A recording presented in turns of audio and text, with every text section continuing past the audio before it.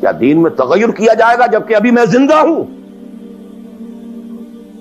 خدا کی قسم اگر یہ حضور کے زمانے میں زکوٰۃ کے اونٹوں کے ساتھ ان کے باندھنے والی رسی بھی دیتے تھے، اور اب اگر یہ کہیں گے کہ اونٹ لے جاؤ رسی نہیں دیں گے، تب بھی میں قتال کروں گا، اور خدا کی قسم کوئی میرا ساتھ نہیں دے گا تو میں اکیلا جاؤں گا۔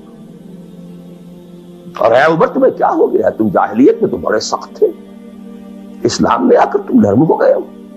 یہ ڈانٹ ابو بکر پلا رہے ہیں عمر کو رضی اللہ تعالیٰ عنہ۔ تو اچھی طرح جان لیجیے، اب میں نہیں کہہ سکتا کہ میں کس طریقے سے اس کو بیان کروں، کیسے ٹھوک ٹھوک کر آپ کے ذہنوں میں اتار دوں۔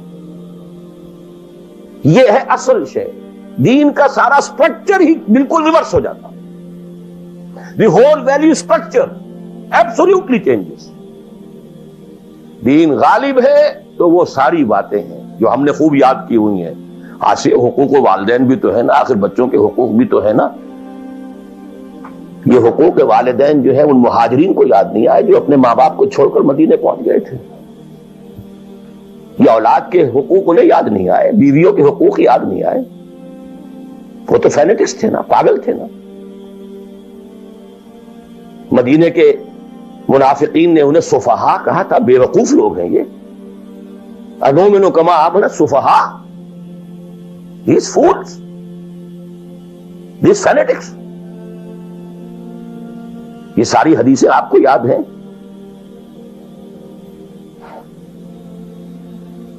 فرق ہے، اسلام غالب ہے تو مسئلہ کچھ اور۔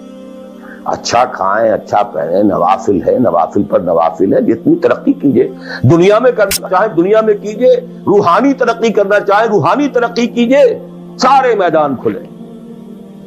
علم میں، پروفیشن میں، کسی خاص فن میں ترقی کرنا چاہے کیجئے۔ دین غالب نہیں ہے، اور آپ خود 50%، 60%، 70%، 90% کافر ہیں، اس لیے کہ اس ماحول کا جز ہے جس میں کفر کا نظام ہے۔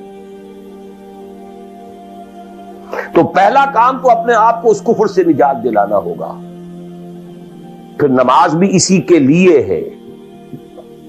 وَاسْتَعِینُوا بِالصَّبْرِ وَالصَّلَاةِ، مدد حاصل کرو نماز سے۔ کس کام کے لیے مدد حاصل کرو؟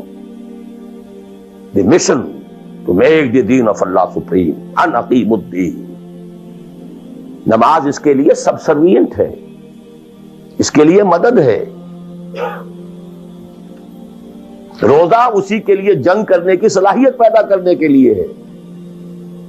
اس لیے 23ویں رکوع میں سورہ بقرہ کے روزے اور رمضان کے احکام ہے، 24ویں رکوع میں قتال شروع ہو گیا، قاتلوا فی سبیل اللہ الذین یقاتلونکم۔ اور عرب جو ہے وہ روزہ رکھواتے ہی صرف گھوڑوں کو تھے، خود تو رکھتے ہی نہیں تھے، کیونکہ گھوڑے کو استعمال کرتے تھے لوٹ مار میں، غارت گری میں، جنگوں میں۔ اور گھوڑا ہے نرم نازک مزاج جانور، پیاس برداشت نہیں کر سکتا، بھوک برداشت نہیں کر سکتا، اونٹ تو کر جاتا، چاہیے تھا انہیں گھوڑا، لہذا گھوڑے کو عادی بناتے تھے دھوپ کا، پیاس کا، بھوک کا، تاکہ ایسا نہ ہو کہ اہم مارکے کا وقت اور گھوڑے صاحب جواب دیے بیٹھے ہوں تو سوار کیا کرے گا۔ تو ساما یسومو عربی زبان میں گھوڑے کے لیے تھا، انسانوں کے لیے تھا ہی نہیں۔ یہ تو مدینے میں آنے کے بعد پھر حضور نے یہودیوں کو دیکھا کہ روزہ رکھتے ہیں، تو آپ نے بھی مسلمانوں سے کہا عاشورہ کا روزہ ہے وغیرہ وغیرہ، چھوڑ دیجیے اس بات کو، لمبی ہو جائے گی۔ یہ ساری چیزیں اصل میں ہیں اس مقصد کے۔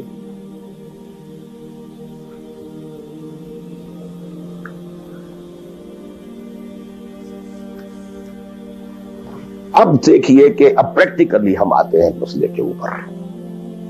آئی ہوپ میں اس سے زیادہ میں کہہ نہیں سکتا، ریلی ممکن نہیں ہے کہ میں اپنے احساسات کو جیسے کہ میرے ہیں آپ تک منتقل کر دوں۔ اور میں جانتا ہوں ایسے لوگوں کو جو 30 برس سے مجھے سن رہے ہیں اور یہ ساری باتیں سن رہے ہیں اور ٹس سے بس نہیں ہوتے۔ زمیں جنبت نہ جنبت گل محمد، ان کا وہی کانسیپٹ ہے، اس لیے کہ یہ کانسیپٹ 1400 برس میں جا کر جو ہے مکمل ہوا، پختہ ہو۔ 30 برس تھے خلافت راشدہ کے، اس کے بعد ڈاؤن فال، کانسیپٹ سٹارٹڈ چینجنگ، دین مذہب بنتا چلا گیا، سارا ایمفیسس نماز روزے حج عبادت پر ہو گیا، دین کا تصور ہی ختم. اور پھر ہم میں سے جو لوگ غلام رہے وہ تو اتنے پھوگر ہو گئے کہ ملا کو جو ہے ہند میں سجدے کی اجازت ناداں یہ سمجھتا ہے کہ اسلام ہے آزاد. بہت بڑے عالم دین نے کہا تھا یہ کہ ہمیں کوئی ایسا کام نہیں کرنا چاہیے جو ہماری حکمرانوں کو، انگریزوں کو پریشانی کا موجب بن جائے، اس لیے کہ انہوں نے ہمیں مذہبی آزادی دی ہوئی ہے. ہمارے نماز پڑھنے پہ کوئی قدغن نہیں ہے، ہمارے روزہ رکھنے پہ قدغن نہیں ہے، حج کرنے پہ قدغن نہیں ہے، لہذا we should be loyal to them. ملا کو جو ہے ہند میں سجدے کی اجازت ناداں یہ سمجھتا ہے کہ اسلام ہے آزاد. یہ کانسیپٹ اتنے پختہ ہو چکے ہیں، اتنے پختہ ہو چکے ہیں. ریچولزم، رسومات رہ گئی، رسم اذاں روح بلالی نہ رہی، فلسفہ رہ گیا، تلقین غزالی نہ رہی. نماز و روزہ و قربانی و حج یہ سب باقی ہیں، تو باقی نہیں.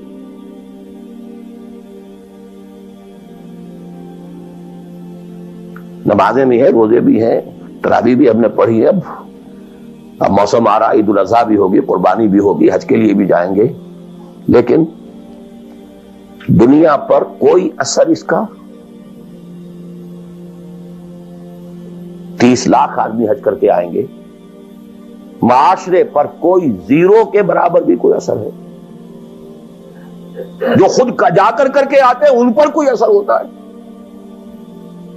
جیسے گئے ویسے آئے.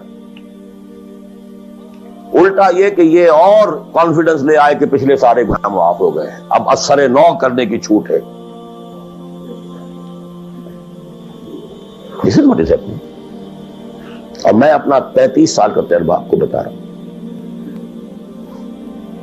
اصل ڈیسائیسو پوائنٹ اس کو سمجھ لیں اگر، تو آپ کا پورا تصور بدل جائے گا، ویلیو سٹرکچر بدل جائے گا. لیکن نہیں تو پھر جو بھی ہے وہ ہے.